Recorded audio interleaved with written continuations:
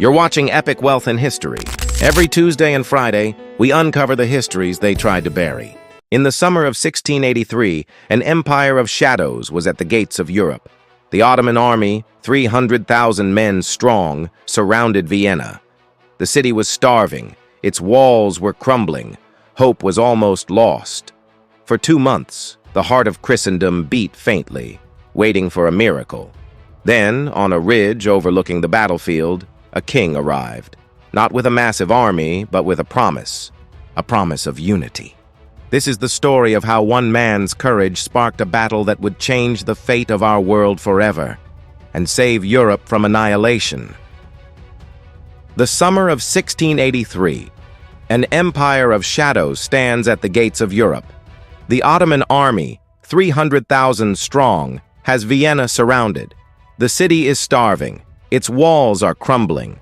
For 2 long months, the heart of Christendom beats faintly. It is waiting for a miracle. Then, on a ridge overlooking the battlefield, a king arrives, not with a massive army, but with a promise. A promise of unity. This is the story of how one man's courage changed the fate of our world forever. To understand this moment, you must know the enemy. The Ottoman Empire was the superpower of its day. Led by Grand Vizier Kara Mustafa, their goal was complete domination. Conquest was just the beginning. If Vienna fell, nothing would stand between them and the rest of Europe. Germany, France, Italy, all would be at risk. This was not just another battle. It was a battle for the very soul of a continent. But Europe was fractured, divided by politics and religion. They needed a leader. They found him in the most unlikely of places, Poland. King John III. Sobieski was a warrior king, a military genius known as the Lion of Lekistan. He answered the call for help, but he knew he couldn't do it alone. In an unprecedented move, Sobieski united bitter rivals, the Holy Roman Empire and the powerful Habsburg monarchy, and his own legendary Polish Winged Hussars. This was the Holy League, a fragile alliance born from pure necessity. Their march to Vienna was a race against time. Could they reach the city before it fell? The world held its breath. September 11th, 1683. The day of battle dawned. The Ottomans launched a massive final assault on the city walls. It seemed like the end was finally here. But then, from the hills, the Holy League appeared. Sobieski surveyed the sprawling Ottoman camp below. He gave the order that would echo through history. He did not just plan to fight them. He planned to annihilate them. The battle raged all day. The outnumbered Christian forces fought with unbelievable desperation, but the Ottoman forces were vast. They seemed endless. The turning point came in the afternoon. Sobieski saw a critical weakness in the Ottoman lines. He assembled his finest cavalry, the Winged Hussars. This was the most fearsome shock cavalry the world had ever seen. They wore giant wooden wings on their armor. As they charged, the wings made a terrifying, haunting sound that chilled the enemy's blood. Now, they prepared for their greatest charge. Sobieski himself would lead them. This was it. All or nothing. Over 20,000 cavalrymen began their descent down the slopes of the Kahlenberg mountain. The ground thundered beneath their charge. The Winged Hussars smashed into the Ottoman lines like a meteor. They tore through the enemy ranks with unstoppable force. The shock of the charge was devastating. The Ottoman forces, caught by surprise, began to break. Their lines collapsed into chaos and panic. The cry of God and glory rang out across the field. The elite Janissary troops fought bravely, but it was too late. The momentum had shifted completely. The Holy League infantry advanced, pressing the attack on all fronts. In a final symbolic act, Sobieski led his hussars directly into Kara Mustafa's own command tent. The vizier himself barely escaped with his life, abandoning his treasure and his standard. By nightfall, the battle was over. The Ottoman army was in full, desperate retreat. The siege of Vienna was broken. The victory was absolute. The Christian forces had captured countless treasures and supplies, but they had captured something far more important: hope. King John III Sobieski sent a famous message to the Pope. His words were simple and powerful. "I came, I saw, God conquered." The Battle of Vienna didn't just save a city. It shattered the myth of Ottoman invincibility. It marked the beginning of the end for their expansion into Europe. The West was saved. The course of history was permanently altered. All because of a united stand and the courage of one king. This is the legacy of that day.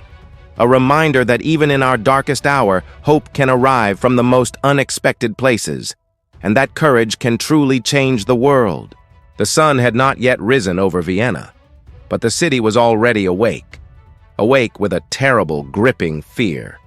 For 2 long months, the heart of Christendom had been under siege.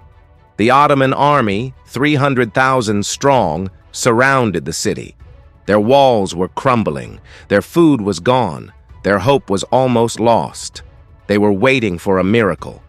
And on a ridge overlooking the battlefield, that miracle arrived. Not with a massive army, but with a promise of unity. This is the story of the last stand that saved Europe. To understand this battle, you must understand the empire that waged it. The Ottoman Empire was not just another kingdom, it was a superpower. Under the ambitious Grand Vizier Kara Mustafa, their goal was absolute domination. Conquest was just the beginning. They sought to rewrite the very map of Europe. If Vienna fell, the road to the rest of Europe would be open. Germany, France, Italy, nothing would stand in their way. This was a battle for the soul of the continent, but Europe was fractured. Divided by politics, divided by religion, divided by pride. They were their own worst enemy. They needed a leader no one expected. They found him in Poland. King John III Sobieski, a warrior king known as the Lion of Lekistan. He was a military genius, a man who understood the art of war like few others. He answered the call for help, but he knew his Polish forces were not enough. He had to achieve the impossible. He had to unite rivals who had hated each other for centuries: the Holy Roman Empire, the powerful Habsburg monarchy, and his own legendary Winged Hussars. This was the Holy League, a fragile alliance built on a single desperate hope. Their march to Vienna was a race against time. Could they reach the city before it fell? With every passing day, the odds grew worse. The world held its breath. September 11th, 1683, the day the fate of Europe would be decided. The Ottomans launched their final massive assault. They could smell victory. The city walls began to break. It seemed the end had finally come. But then, a signal fire burned on the Kahlenberg mountain. The Holy League had arrived. King Sobieski looked down upon the sprawling Ottoman camp below. He did not see an invincible army. He saw a target. He did not plan to just fight them. He planned to annihilate them. The battle raged through the day. The outnumbered Christian forces fought with a desperate courage. But the Ottoman forces were vast. Their numbers seemed endless. The turning point came in the late afternoon. Sobieski saw a critical weakness in the Ottoman lines. It was time for his ultimate weapon, the Winged Hussars. They were the most fearsome shock cavalry the world had ever seen. They wore giant wooden wings on their backs. As they charged, the wings made a haunting, terrifying sound. A sound that chilled the enemy's blood and signaled their impending doom. Now they prepared for their greatest charge. Sobieski himself would lead them. This was it. All or nothing. The future of Europe would be decided in the next few minutes. Over 20,000 cavalrymen began their descent down the slopes.